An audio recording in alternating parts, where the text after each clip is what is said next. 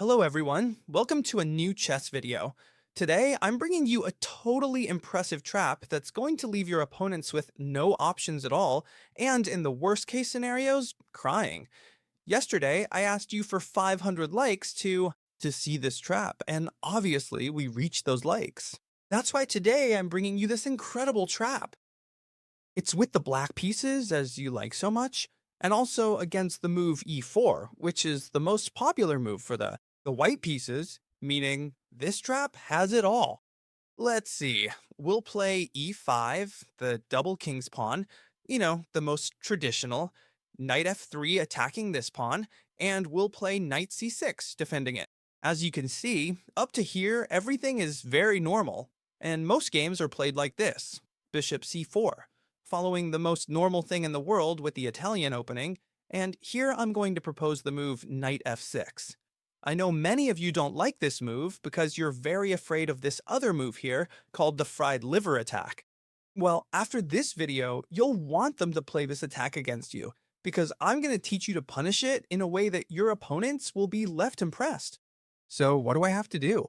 Do I have to play d5, the most traditional move here? No, obviously we're going to set a trap for our opponent.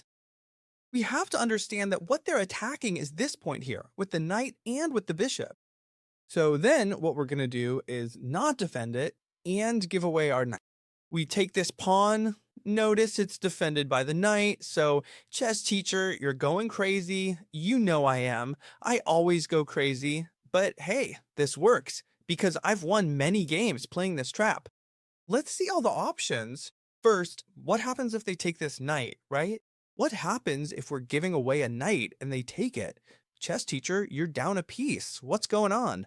Well, here we have the strong move d5. Notice that d5, what is it doing? A fork on the bishop and the knight. Therefore, we'll be getting the piece back right away. And here the white pieces have many options. For example, if they retreat the bishop, we take. Let's see, if they retreat the knight, we take the bishop and we're left with an extra pawn, the e4 pawn. On the other hand, oops, I'm dropping the piece. On the other hand, if they don't want to lose this pawn and they recapture the pawn here, then notice they've traded their light squared bishop, which is super powerful, for our knight. Therefore, this is a favorable exchange for us. It's true that here they can attack the queen with the other knight while defending this knight here, but here I recommend you simply go back and play this game so comfortable for you because it's an open position and you have the pair of bishops. Well, this is all very good, but now we get to the interesting part of the video. Let's see, we take this pawn here, we've seen what happens when they take this knight here, but chess teacher, having this strong threat here, who's going to take this knight? If they take this knight, you already know how to respond, but now comes my favorite part of this trap. When your opponent gets greedy and wants to win and tries to take this pawn here, for example, with the knight, notice that now this knight is hitting you with a double fork on the queen and the rook. Plus, it's protected by the bishop. So it looks like a threat that's just too brutal. Chess teacher, how do I counter this threat? Well, don't worry, because we have traps delivered to your door.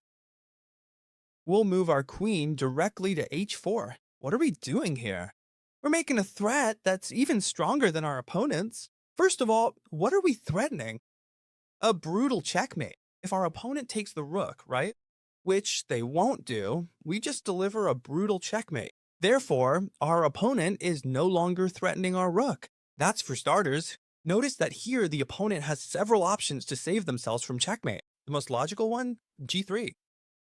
So I'm going to show you how to crush your opponent in a brutal way when they play g3. Here, the impressive move is knight takes pawn. You're going to have a great time playing this because you're going to win so many games. We sacrifice the knight, but are we really sacrificing this knight? Let's look at all the options. First option, what happens if they take this knight with this pawn? Nothing, because we take the rook with check and we're winning here. So they can't take this knight with the little pawn here because of the rook, right? What happens, for example, if they say, well, I don't believe anything and I take the rook? Sorry, which can also happen. Notice that right now we've taken two pawns and our opponent a clean rook. But then we simply place the queen in front of the king. Queen e4 check. And notice that a very nice checkmate is coming here. The king can't move thanks to this knight. They have to block. And once they block, we come to take the rook here with check. They have to block, and now it would be checkmate. Therefore, they can't take with this one because we take. They can't take the rook because we checkmate them with the queen over here. But what if they take with this pawn right here? Is all lost? Wait, all is not lost. Sorry, this bishop is here? Let me not forget that, okay? It's like this, alright? And what if they take with this bomb? Then we simply give check again here in the center of the board. Check. And notice that now they can try to come here to connect the queen with the rook, and we could no longer take the rook. However, we have a totally winning bishop move. Bishop c5 check, and now the king has to go back. Once it goes back, it stops connecting the queen with the rook, so now we're available to take with check.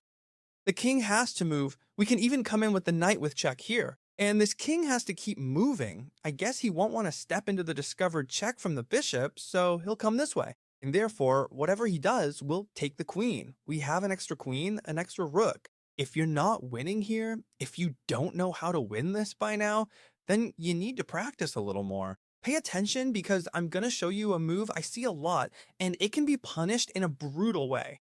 First, we take white here. They hit us with the fork, and now what do we have to do? Well, bring the queen into the attack, remember? So here, a lot of people play the surprisingly bad move, queen f3. They think they're reinforcing here, defending against mate, attacking the knight, but this is a huge mistake. What they're actually doing is helping us bring another piece into the attack with a lot of force. Look, knight d5, we're coming in with both knights. Now we're attacking this queen, and we're attacking this point right here. If the queen moves, we'll deliver a checkmate. So what happens here? The threats are just way too big. There's even a little resource many people try to find, which is sacrificing this knight with a check. We can definitely take it. And notice they can come in through here. But this is just a check because we simply move the king away and they have nothing left. For example, how can we continue? Now here, the white pieces can castle, for example, and we're going to attack the queen. Notice this queen can only go here, and with a knight move like this one, the queen is completely trapped. See, it has nowhere to go. The best they can do is take this rook, and we'll just take the queen. So what happens? They've gotten themselves into trouble. Queen f3, a terrible move. Important when we play queen h4. We've seen that most defenses lose, but what if they don't play? For example, if they don't take the rook. If they don't play g3 or queen f3, we've seen all those options, but there's still another one. What if they just castle directly? They're already protecting this point with the rook and the king. There's no checkmate anymore. They're still threatening our rook. Chess teacher, what do I do? Well, don't worry, because we have a brutal move. We sacrifice the knight again. This knight is sacrificed in almost every line. Look, knight takes f2. What happens now by sacrificing this knight? Well, what we're gonna do is bring our bishop into the game to pin this rook. Look, a pinned piece is a piece that can't move, because the king is behind it. And now what? Well, white is in serious trouble. They have to try to defend somehow, for example with queen f3 to avoid losing the rook outright. Look, losing the rook outright, they have to defend it somehow. Queen f3 seems like one of the few moves that defends it. So we have to continue, for example, with this rook right here. It's very important. Look, could we trade rook for bishop for rook? Obviously yes, but it's not necessary. Why? Because this piece, being pinned, doesn't have to move. Therefore, we'll be able to capture it whenever we want. We just bring another piece into the attack, and notice that the attack is even more extreme than before, because we're also pinning this knight on the queen's side. Therefore, we have him tied down. And when am I going to trade, chess teacher? Well, when they force you, for example, right now, they start threatening us with the queen. So now what do? We start trading everything. Bishop takes rook. And then when they take, for example, a queen takes bishop, and we take advantage of having brought this rook here, and now this knight is pinned. It can't defend it any other way. We're attacking it with 3 pieces. It's only defended by 1. So here, whatever they do, whether they attack our queen or whatever, We take this knight and notice that we're left with a totally favorable exchange. Whether they trade queens or not, we're left with a rook and a pawn advantage. Enough of an advantage to be able to win the game. Very good, chess teacher. I'm loving it. But what happens if instead of taking with the knight, they take with the bishop giving check? Of course, we haven't seen this yet. Well, don't worry, because I'm also going to show you how to win if they come in to give check. Hey, but here they're forcing me to move the king. Yes, and we're gonna move it without any problem, because here we're gonna set a totally impressive trap for them. I'll tell you one thing, since I know you like these videos, well, the only way I have of knowing is by seeing your support. So if you leave a lot of likes, it means that you like this video or this type of video, and therefore I'll upload more videos like this to this channel. So if you give it a good like and I see a lot of support, I'll keep uploading this type of content daily, and we'll keep having a great time. Now then, let's see. We play the king here. We're getting off track. They can take this knight, we can take the bishop, and notice that now our king is very exposed. It can be easily attacked, for example, with a piece like the queen. But what happens? That here they only have the knight to attack, and it's not too strong enough to win the game against us. We can hide either on g8 or on e8, and absolutely nothing's going to happen. I'm going to give you an example, and I'm going to show you a trap you can set if they make this type of attack. For example, Queen f3 would seem like a strong threat. I can't even speak. A strong threat because he's coming in with the queen and he's coming in with the knight. However, all we have to do is shelter our king back where it was. King e8 and nothing happens here. Notice that they can try to come in with the knight, but right now it's defended by the queen. Therefore, a natural move would be d3 to support it with the bishop and with the knight. How do we respond to this move? Well, what we're going to do is play d5, forcing this knight to move. Where can it go? Well, it seems like we're helping it jump over here to take advantage of this checkmate, and this is where we'll set our star trap. We'll play queen f6, which is not only the best move, but it's also a brutal trap. If they trade queens, we're left with a very large positional advantage. Since we have the center, this knight would have to retreat, and we have the bishop pair. Therefore, we're much better off here. However, notice that by playing queen f6, we're giving away this d5 pawn. And what happens if they get greedy and eat it? And boy, do they get greedy, especially when we play online. We leave a pawn, and they eat it instantly. Well, now we have the brutal move knight d4, and now this knight and rook jump is totally unstoppable. There's no way to stop it. And I've caught you, you're thinking, hey, why not? And what happens if I put the queen here? Ah, my friend, I've caught you, have I? See how you'd fall for the traps here? That's why you also have to give it a like. So we're going to play this move right here. Notice that we're not sacrificing the pawn because it's protected by the knight. Where can this queen go? The only place to keep defending this point is to come back here, right?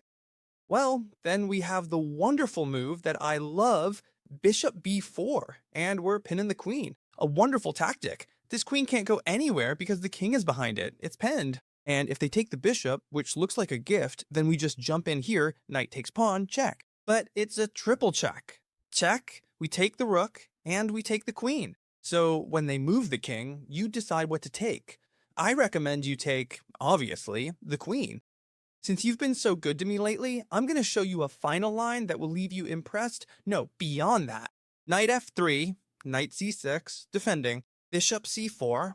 We come with the knight to f6, and in the fried liver attack, we take this pawn. What happens when they take with the bishop, which is what we were just looking at? We simply come through here, and after the exchanges of these pieces here, what are we going to do? Luck, huh? For example, what we were seeing, queen f3, we hide the king. And now, after a move like d3 to come through here, we play d5. Do you remember this? Fine, what if instead of attacking, they pull back? Well, I've got a fabulous idea for you.